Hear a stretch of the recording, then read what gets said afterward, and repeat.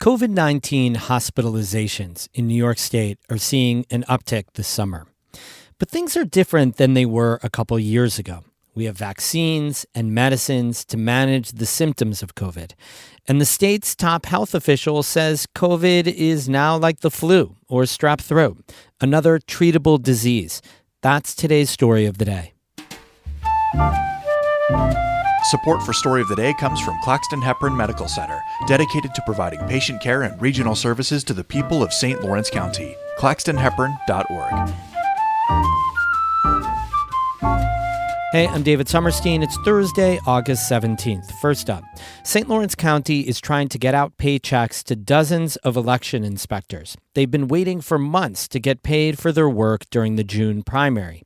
As Catherine Wheeler reports, the mix-up might make it harder to recruit inspectors for future elections. The county's Republican election commissioner, Tom Nichols, says based on numbers from last week, the county still needs to sign up about 100 election workers as county employees to pay them for their work earlier this summer.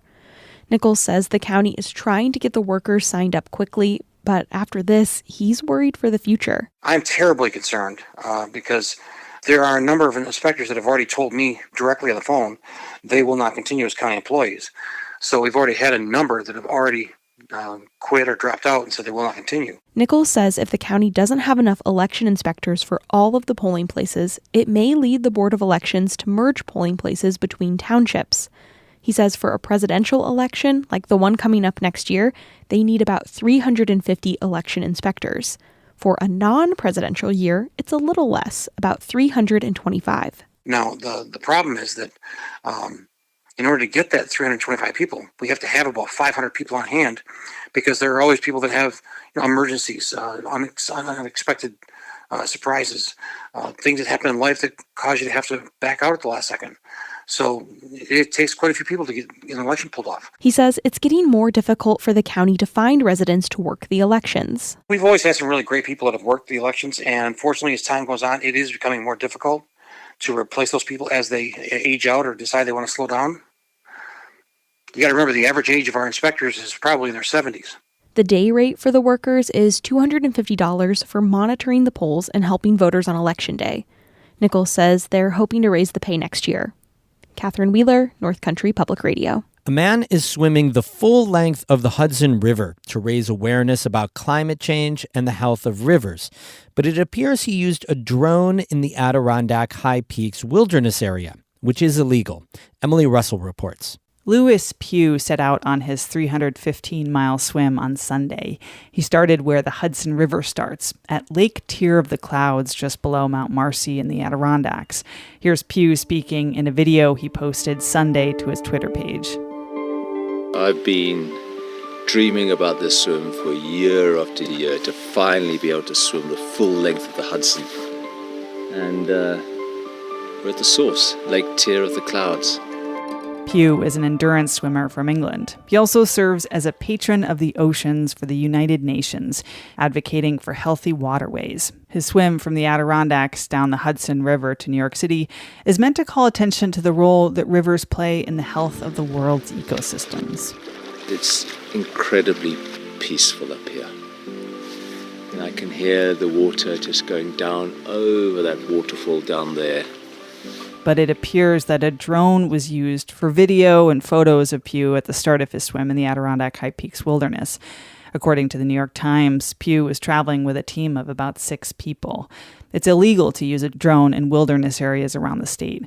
The DEC says it's aware of the incident and is investigating. In a statement, a spokesperson for Pugh didn't confirm or deny using a drone, but said, quote, "We are in contact with state DEC officials who have thoroughly briefed us on local wilderness regulations, which we are complying." The statement added that, quote, "No drones will be employed in wilderness areas." Pugh's apparent drone use last weekend in the Adirondack High Peaks wilderness caught the attention of some environmentalists in the park. Use of a motor vehicle like a drone in a wilderness area sort of ruins the idea of a wilderness area.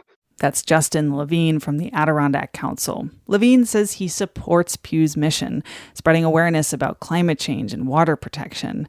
But Levine doesn't support illegal drone use in wilderness areas. Pugh has been posting about his swim through the Adirondacks on his Twitter page, where he has nearly 60,000 followers. Levine says that makes the apparent drone use even more impactful. With the rise of social media, people who have large platforms like the swimmer really need to be more careful about how they go about doing things. Hopefully he inspires people to care about water quality, but he can't inspire people to break the law in the Adirondacks.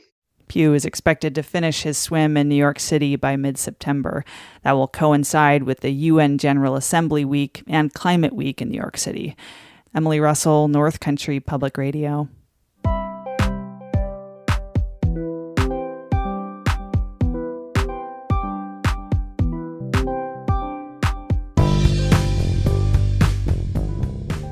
There's been a small uptick in COVID rates this summer, but State Health Commissioner Dr. James McDonald says the numbers aren't anywhere near the peak of the pandemic 2 winters ago.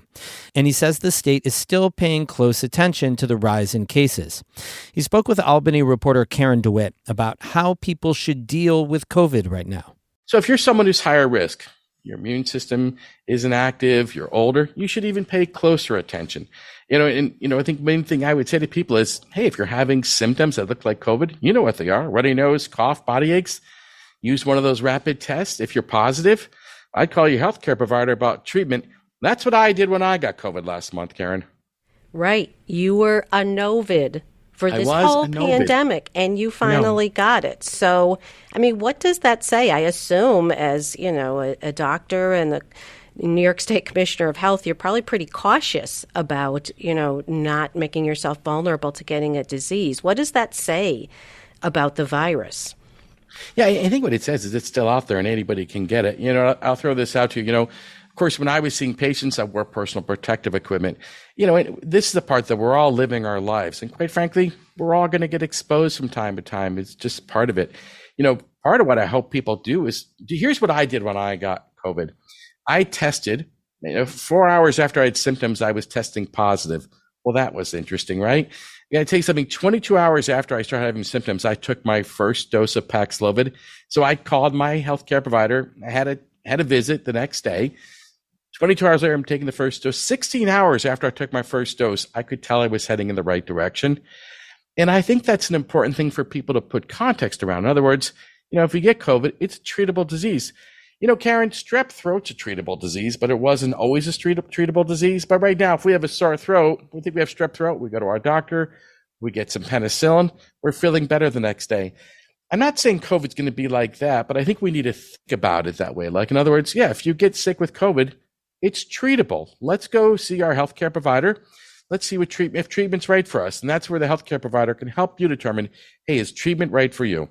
Yeah, so we don't need to be as worried as we once were, but like you said, it's a disease that needs attention if you have symptoms. And you don't have to get too stressed about it, but you got to take the steps. Indeed. I think that's just wise precautions for all of us right now is like, hey, if you feel sick, get a test. If you're positive, talk to your healthcare provider about what treatment looks like for you. Dr. James McDonald is New York's health commissioner. He spoke with our Albany reporter, Karen DeWitt. We have more news all the time on our website, ncpr.org. Music today by Patricia Julian of Burlington and Danny Thomas of Canton. I'm David Sommerstein, North Country Public Radio.